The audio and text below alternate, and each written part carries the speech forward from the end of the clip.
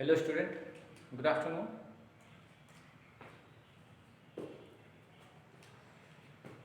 Class 9 की physics की class है ये।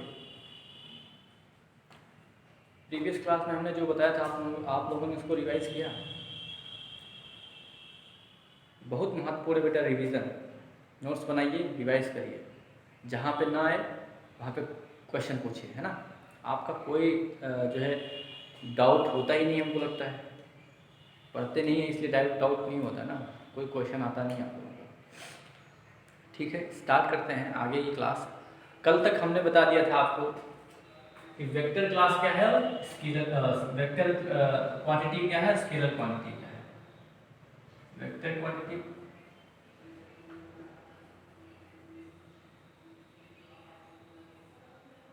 और स्केलर क्वांटिटी,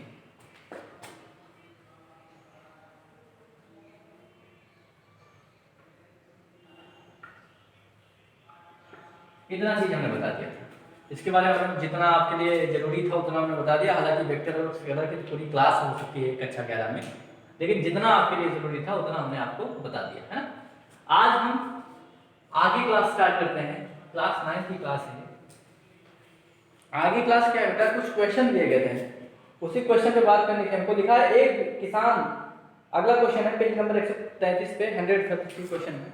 पेज नंबर है आपका 133, मतलब 133 पेज नंबर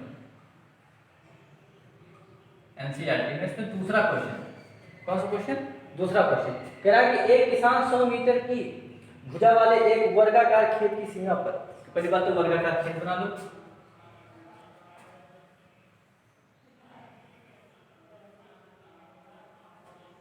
वर्गाकार खेत बना लीजिए। 10 मीटर, ये भी 10 मीटर, ये भी 10 मीटर, ये भी 10 मीटर और ये भी 10 मीटर, है ना। क्वेश्चन है आपका, क्वेश्चन है कि एक किसान 10 मीटर की भुजा वाले एक वर्गाकार खेत की सीमा पर 40 सेकंड में चक्कर लगाता है। 40 सेकंड में चक्कर लगाता है। ओके, एक किसान 100 मीटर की भुजा वाले वर्गाकार खेत की सीमा पर 40 सेकंड में चक्कर लगाता है। 2 मिनट 20 सेकंड बाद किसान के विस्थापन का परिणाम क्या होगा। परिमाण लिखा है, परिमाण, है ना।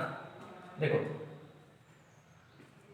ध्यान समझो, कितने मिनट में चक्कर लगाता है वो, एक चक्कर वो पूरा करता है 40 सेकंड में। कितना सेकंड में एक चक्कर पूरा करता है, देखो इसका मतलब 10 मीटर है।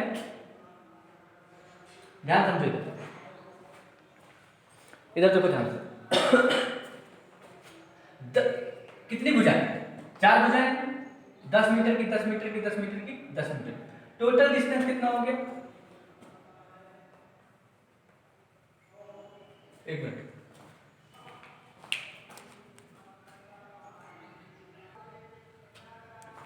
देखिए क्वेश्चन कह रहा है कि 10 मीटर 10 मीटर 10 मीटर 10 मीटर का एक वर्ग है, ठीक है, किसान का एक खेत है। उसके चारों तरफ एक चक्कर वो कितने मिनट कितने सेकंड में लगा सकता है, 40 सेकंड में एक चक्कर वो लगा सकता है। क्लियर, मतलब 40 मीटर उसको चलना है और कितना समय लेता है, 1 सेकंड, 40 सेकंड लेता है। मतलब 1 सेकंड में वो क्या चलेगा, 1 मीटर चलेगा। कैसे, देखो टोटल डिस्टेंस निकालो।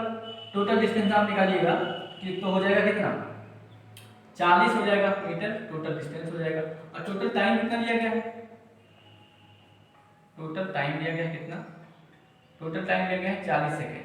40 सेकंड, इसका मतलब क्या हो गया, स्पीड कितनी हो गई, स्पीड हो गई 40 मीटर बटे 40 सेकंड, कैंसिल आउट, 1 मीटर पर सेकंड। इसका मतलब क्या हुआ कि 1 सेकंड में वो कितना मीटर चलेगा, इसका मतलब हुआ कि 1 सेकंड में वो चलेगा 1 मीटर। ऐसे समझ लो, चले तो फार्मूला हो गया, ऐसे में समझ लो, ऐसे वाला, है ना। 40 कितना है, वो तो 40 मीटर है, 40 मीटर है। 40 मीटर को चलने में कितना सेकंड लगता है, 40 सेकंड लगता है। इसका मतलब क्या हो गया कि 20 मीटर को चलने के लिए कितना सेकंड लगेगा, 20 सेकंड लगेगा।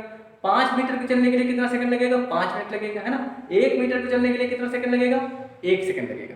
ठीक, बोलो 40 सेकंड में वो पूरा चक्कर लगा देता, एक चक्कर पूरा कर लिया 40 सेकंड में। बोलो आपके पास, आपको किसान को चलना कितना देर है, किसान को चलना है 2 मिनट, 2 मिनट उसके बाद 20 सेकेंड, इतना चलना है। बोलो सबसे पहले मिनट को सेकेंड में चेंज कर दो, 2 गुणे 60 प्लस 20 सेकेंड, 120 प्लस 20 मतलब 140 सेकेंड। कितना सेकंड तक चलना है उसको? 140 सेकेंड चलना है। कितना सेकंड चलेगा? 140 सेकेंड चलना है। अब ध्यान से समझो, एक चक्कर चलेगा वो 120 सेकेंड 140 सेकेंड तक चलाना यहाँ से चला यहाँ तक, एक चक्कर चला यहाँ पहुंचा, कितना सेकंड हो गया? 40 सेकंड खत्म हो गया उसके बाद।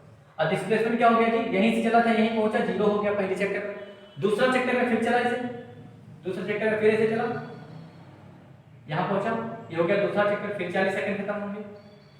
कितना 40 80 सेकंड खत्म हो गया। अभी आपके पास कितना सेकंड है? अभी 140 80 घटाओ कितना हो गया? 80 सेकंड जो है आपके पास अभी बाकी कितना? 140 है ना, 60 बाकी है आपके पास, ठीक है 60 सेकंड। फिर से चलाओ, 2 चक्कर हो गए, एक चक्कर और चलाओ, फिर यहाँ चलना शुरू करें, फिर यहाँ पहुंचा इस पॉइंट पे, बोलो इसी पॉइंट पे पहुंचा।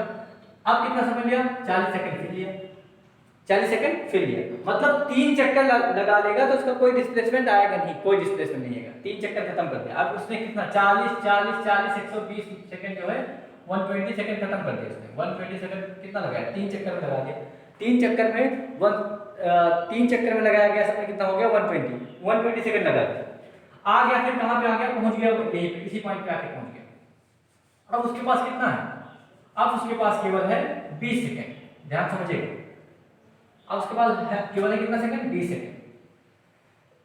यहाँ पहुंचा था, यहाँ से चलना शुरू करेगा, 1 सेकंड में 1, 2 सेकंड में 2, 3 सेकंड में 3, 4 सेकंड में 4, 10 सेकंड में 10 या 10 मीटर कितने सेकंड में? 10 सेकंड में यहाँ तक। उसके बाद 10 सेकंड यहाँ पहुंचेगा, मतलब 10 सेकंड के बचे 20 सेकंड में 10 सेकंड इधर खर्चा करेगा, 10 सेकंड इधर खर्चा करेगा, 10 सेकंड इधर और 10 सेकंड इधर खर्चा करेगा। अब उसके पास वो 2 मिनट 2 मिनट 20 सेकंड में कहाँ पहुंचा? वो यहां से चला है 3 चक्कर पूरा करने के बाद फिर 20 मिनट में कहाँ चला? यहाँ चला, यहाँ तक पहुंचा, ए से चला, कहाँ तक पहुंचा? बी तक पहुंचा। अब बताओ यही क्या होगा? फाइनल पोजीशन होगी उसकी। 1 मिनट 2 मिनट 20 सेकंड में कहाँ पहुंचेगा? यहाँ पहुंचेगा। 3 चक्कर लगाने के बाद फिर से यहाँ पहुंच रहा होगा, ठीक है।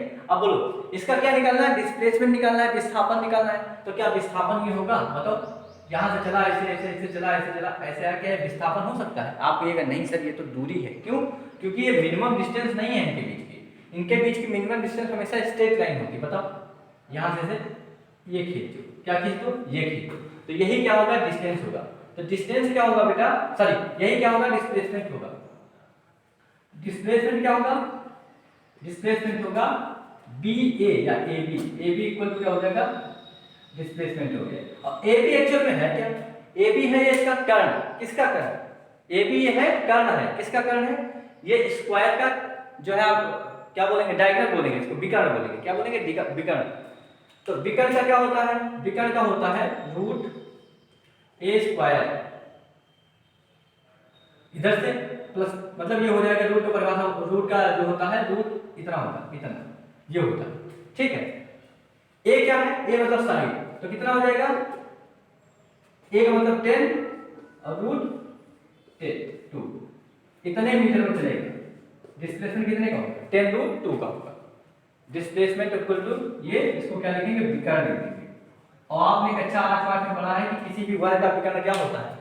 a root 2। ए का मतलब लिखते हैं इसे भुजा, रूट 2 गुणे एक भुजा की लंबाई, भुजा की लंबाई रूट 2 गुणे एक भुजा की लंबाई कितना है? 10 है, तो इसको लिखा जा सकता है 10 रूट 2, ठीक है। ये ना हो जाएगा आपका। अगला क्वेश्चन है आपका थर्ड वाला, विस्थापन के लिए निम्न में से कौन सा सही है? अगला है विस्थापन में निम्न में से कौन सा सही है? ये तो समझ में आ गया होगा ना? नहीं समझ में आएगा पूछ लीजिएगा, फिर से बता देंगे, इसमें बहुत बड़ा चीज नहीं है ना। देखो, विस्थापन के लिए निम्न में कौन सही है? विस्थापन के लिए निम्न में कौन सही है? कौन सही है? सबसे पहला चीज है,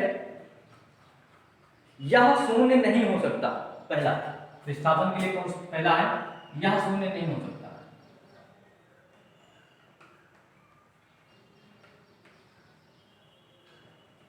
पहला लिखा है यह शून्य नहीं हो सकता। दूसरा लिखा है इसका परिमाण वस्तु के द्वारा तय की गई दूरी से अधिक होता है। इसका परिमाण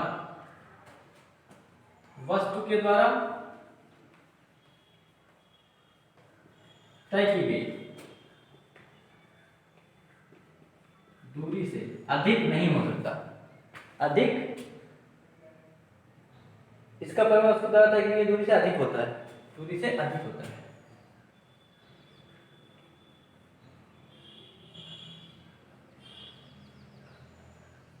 इधर देखिए ध्यान से, विस्थापन के बारे में हमने बताया था, विस्थापन शून्य भी हो सकता है, याद करिए।